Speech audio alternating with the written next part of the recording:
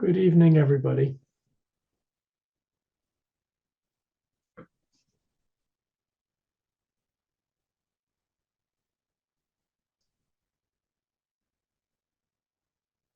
We're going to continue to talk a little bit about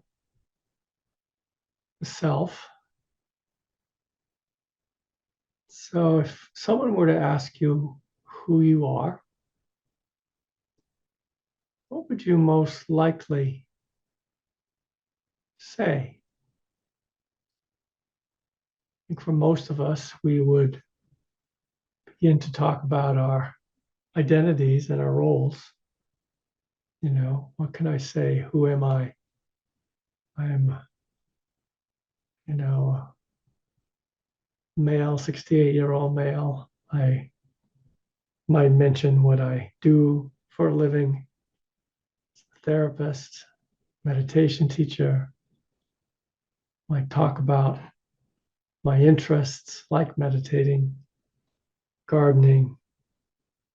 Might talk about my roles as a father, as a husband. All these give a sense of identity and distinction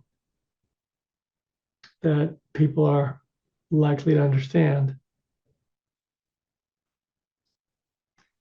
In there's also a whole lot of ideas that make up who I am, preferences, things that I value, whole history of choices, and maybe tendencies, which we could call personality, kind of one's tendencies to behave in a certain way.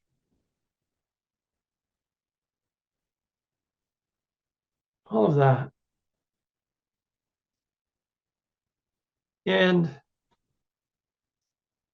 that's sort of, functional in as much as everybody else is also thinking of themselves this way and thinking of us this way in terms of these roles and identities. But what I'd like to suggest tonight is that most of that is just a trance that we've put ourselves into, supported by everybody else's trance. It's not that these words don't refer to anything, what one does for a living or that I'm a father. They refer to something. And yet, as they exist in the mind, they're pretty much imaginary. And there's something that we keep kind of using as a map, a touchstone to have a sense of who we are and where we belong, what matters to us. Follow this map. But in a certain way, meditation and Buddhist practice is very much about waking up from this level of reality, this mostly imaginary level of reality, which is our ideas and our roles and our behaviors and categories in which we fit. When we practice, it's very simple, very, very simple. So we're noticing the breath, we notice those touch sensations of breathing wherever they occur, whether it's the expanding abdomen or the touch of the breath at the nostril or anywhere else along the way. There's these various sensations that are there. So there's feeling and there's the knowing of it. Very simple. There's also, if our eyes are open, sometimes people meditate with their eyes open. They're seeing and the knowing of it.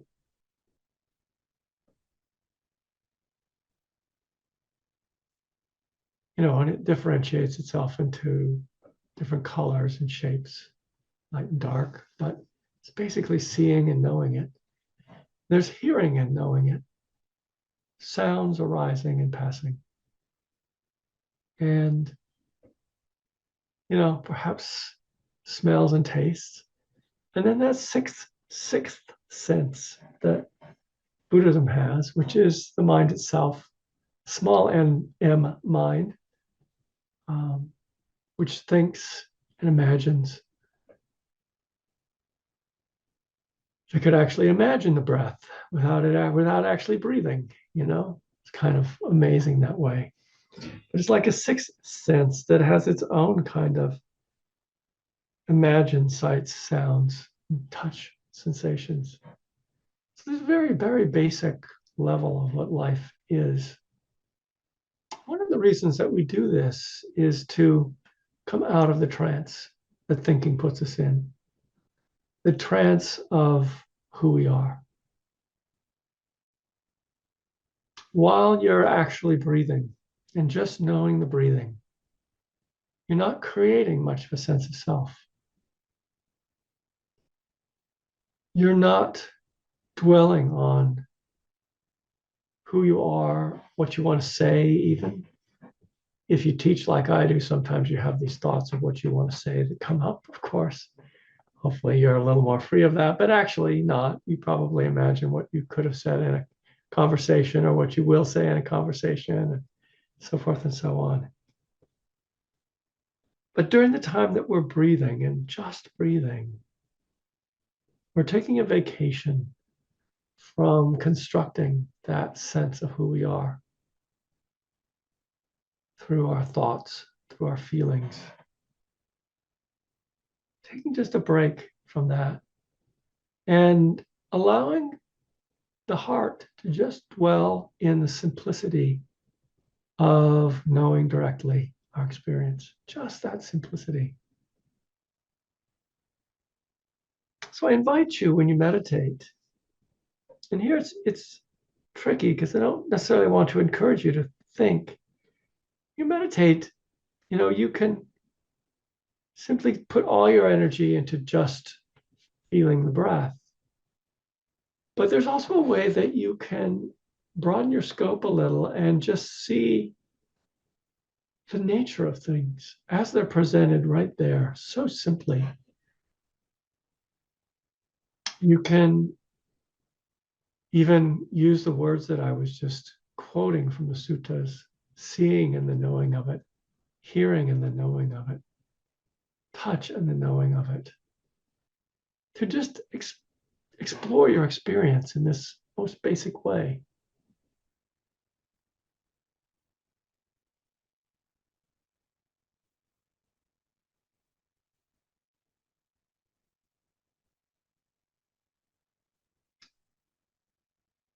There was a teacher that I had for a number of years, Adyashanti. He's not a Theravadan teacher. He drew a lot of his material more from the Advaita tradition. He woke up out of Zen, as he said. He was a Zen practitioner and had an awakening and was looking for the right words to describe it. He used the words that he found from Ramana Maharshi and some others in the Advaita tradition, found that to be more expressive of what he came to know. But one of his questions that I found to be very helpful and provocative is, what is looking through your eyes? Or more precisely, what is looking through these eyes? Take a moment to do that. So oftentimes we're looking through eyes and we're looking out at form everywhere, trying to discern the form of the room, the form of the face of the person we're talking to, gain all sorts of information from that. But when you ask the question, who is looking through these eyes, something has to turn back on itself and see itself. Or what is looking through these eyes actually is more precisely what needs to be said. What is looking? I say who, people just say, well, I am, as if that answers something. This I character. But what is that? What is looking through these eyes? When you do the exercise, when you do the inquiry, that might be a better word than exercise, everything stops. Everything stops. You can't do it while you're thinking about it. Surely thoughts will come in and try to answer the question. They're never very helpful. Those thoughts that try to answer the question.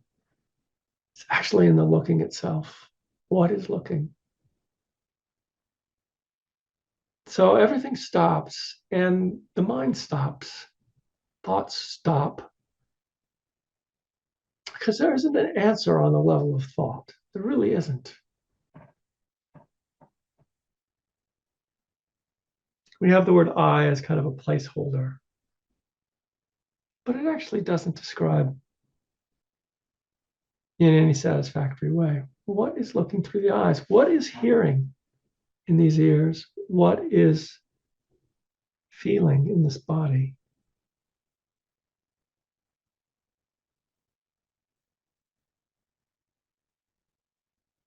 For a moment, you stop becoming anything, trying to become something, like trying to be calm, trying to stay with the breath even. You might be trying to know the answer, but this is an inherently frustrating inquiry if you're really trying for the answer.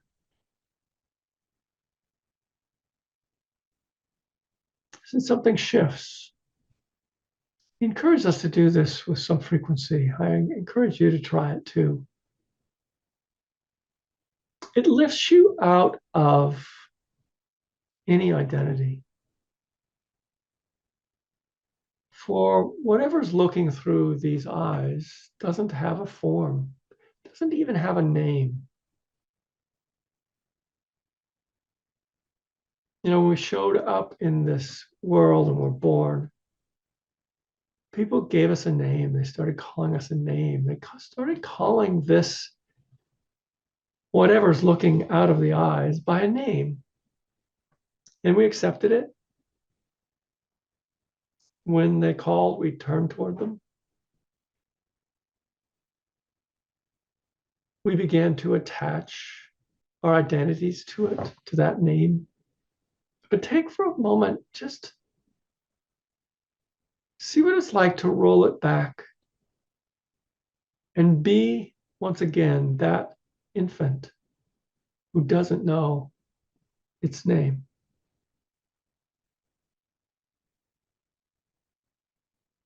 Who hasn't yet learned names for things,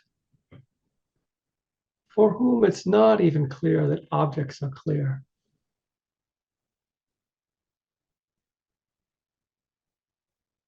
See what it's like just now to be so unconditioned.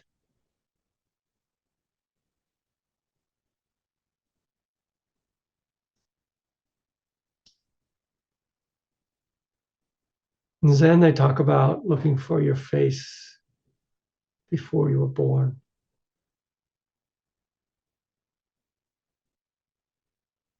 In Theravada, it's often talked about, touching the unconditioned. I think we're looking for that when we look for what's looking. It can go very deep.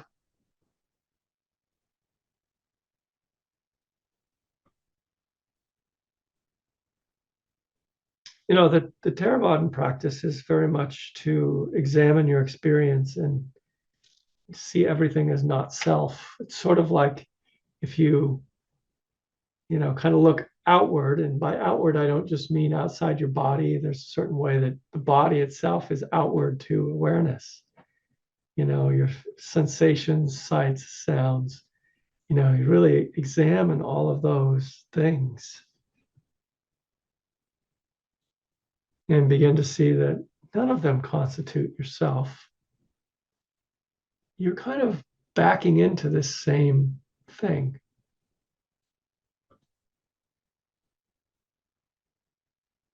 When you start to realize your thoughts aren't you, you start to realize your feelings aren't really you either. Most of them come from your thoughts. They come from the body. They come from conditioning. They come from the past. They come from learning.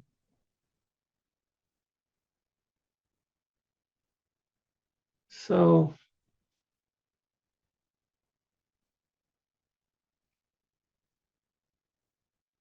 when we turn that knowing back on itself, we are, in a sense, looking for the unconditioned. Everything else that we might point to has a condition. It has, it has qualities, it has form. Even states of mind, though they're kind of ethereal in a certain sense, you don't see a something. They're felt. They have a form. You can identify the difference between curiosity and boredom as a form, as a state.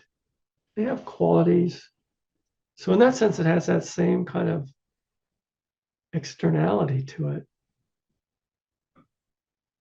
But when you turn towards this, it's not a state. It actually doesn't come and go.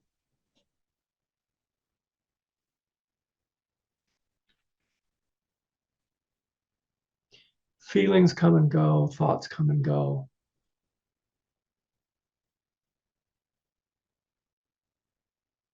All sorts of things come and go. What doesn't come and go? What is that? And again, it's hard to name. It's hard to give it a name. A name seems to give it a form. Much better, rather than try to name it, much better than try to have an answer, is to keep launching yourself into this free fall of noticing. You can't do it, I think, for too long. It's not something you can concentrate on very easily. You just have to do it, relax, and try again at some other point.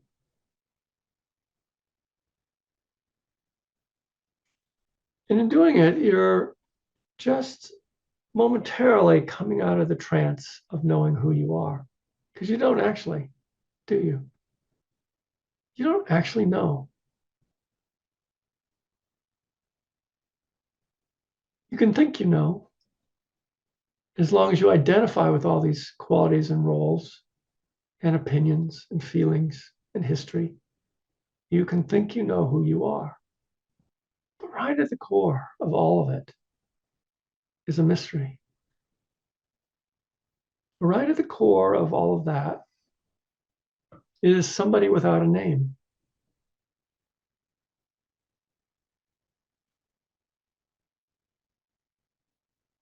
Check it out.